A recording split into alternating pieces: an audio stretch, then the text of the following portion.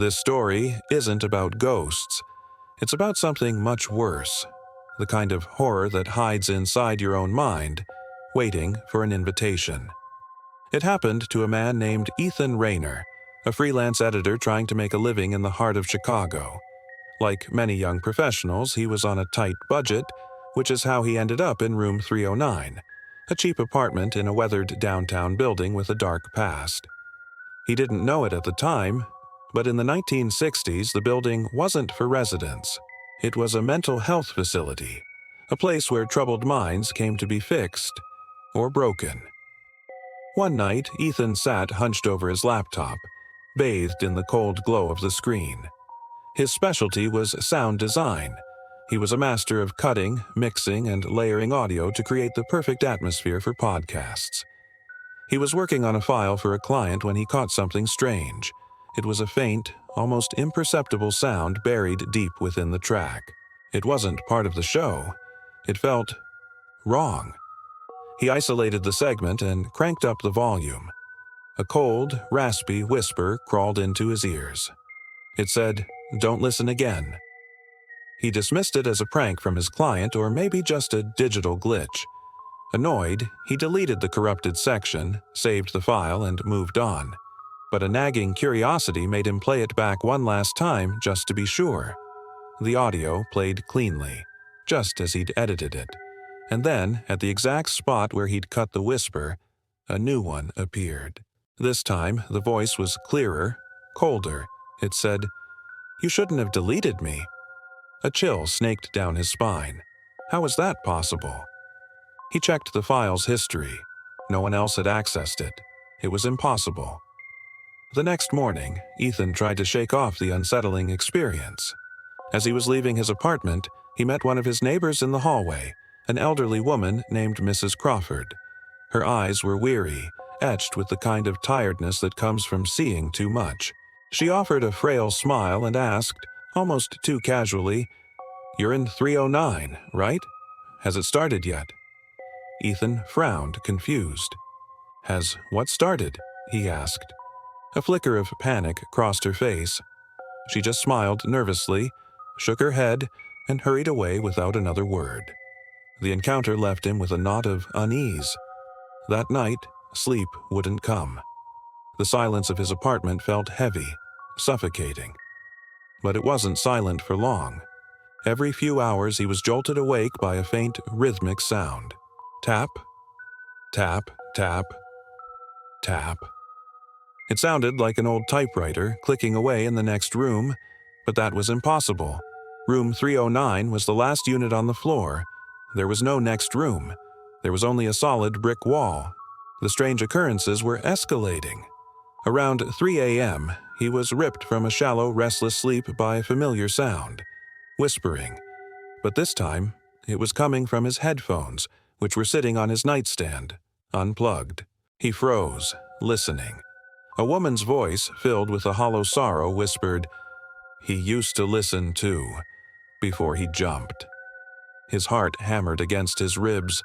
He leaped out of bed, grabbed the headphones, and frantically checked them. Unplugged. He tore through his room, checking every cable, every device, making sure everything was powered down.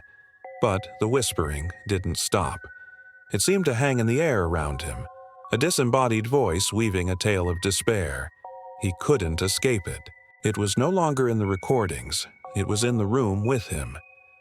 Desperate for answers and terrified he was losing his mind, Ethan fled his apartment and went to a nearby cafe, needing the noise and the presence of other people. He pulled out his laptop and began digging into the building's history. What he found turned his blood to ice. Room 309, his apartment, had once belonged to a Dr. Lawrence Vail, a sound therapist who worked at the facility back in the 1960s. Dr. Vail was a pioneer in a controversial field, audio hypnosis. He believed he could use specific sound frequencies to manipulate and alter his patients' deepest emotions. But his experiments took a dark turn. One night, Dr. Vail decided to become his own test subject. He recorded a session for himself, exploring the limits of his own technique. He was found the next morning. According to the official police report, He had brutally cut off his own ears before leaping from the window of room 309. The recording he was listening to, the source of his madness, was never found. A wave of nausea washed over Ethan. He slammed his laptop shut and hurried back to his apartment, the doctor's gruesome story replaying in his mind. As he walked through the door, a notification pinged on his laptop. It was a new email. The sender was unknown. The subject line was blank. There was only a single attachment, an audio file named 309.wave. His heart pounded. This had to be a sick joke. He stared at the file name, his cursor hovering over it. Every rational part of his brain screamed at him to delete it, to run and never look back. But the whispers, the typewriter, the story of Dr. Vale. It was all a puzzle, and this file felt like the final piece. Curiosity, that fatal human flaw, won the battle. His hand trembling, he clicked play. At first, there was nothing. Just soft, hissing static, like an untuned radio. Then, a voice emerged from the noise, a faint male whisper that sounded impossibly close. It said, "You hear it now, don't you?" Ethan froze, every muscle in his body rigid with terror. It wasn't Dr. Vale's voice. It wasn't a stranger's voice. It was his own. The days that followed were a blur, a descent into a private hell crafted from sound. Ethan became a prisoner in his own home, obsessed with the file. He stopped working, he stopped eating, he just listened. He'd play 309 WAV on a loop for hours, for days. And with each playback, the file changed.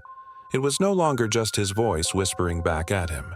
It started whispering secrets, forgotten memories from his childhood, shameful thoughts he'd never dared to speak aloud, fears he kept buried in the darkest corners of his subconscious. The recording knew him better than he knew himself. His grip on reality began to slip. He'd catch glimpses of figures in the reflection of his dark laptop screen, shadowy versions of himself standing just behind him. And when he'd look at them, they would smile when he wasn't smiling. They were watching him, waiting. The whispers were no longer just sounds, they were becoming his reality. A week later, the building manager noticed a foul smell coming from room 309 and used his master key to check on the tenant. He found the door unlocked. The apartment was empty. Ethan Rayner was gone. The only thing left behind was his laptop on the desk and a pair of headphones, still faithfully playing the audio file 309.wave on an endless loop. The police were called in, but they found no signs of a struggle, no evidence of foul play. He had simply vanished. The forensic team, however, reported something deeply disturbing. They analyzed the waveform of the audio file, expecting to see random patterns of static and noise. But it wasn't random at all. The visual pattern of the sound wave was a perfect rhythmic match for a human heartbeat. Specifically, Ethan's heartbeat, recorded in real time as his fear escalated, right up until the moment it stopped. The building was condemned and sealed a few months after Ethan's disappearance. The story of Room 309 became another forgotten urban legend. But the horror isn't confined to brick and mortar. Sometimes new tenants in the surrounding buildings, people with no connection to that cursed place, will open their inbox to find an email with no subject line. Attached is a single file, an invitation, 309.wave, and once you press play, once you let the sound in, you start hearing the whispers too. Because the scariest voices aren't the ones that come from the shadows around you. They're the ones that have been inside you all along. Thanks for listening. If you enjoy stories that get under your skin, don't forget to like this video and subscribe for more. Stay safe out there.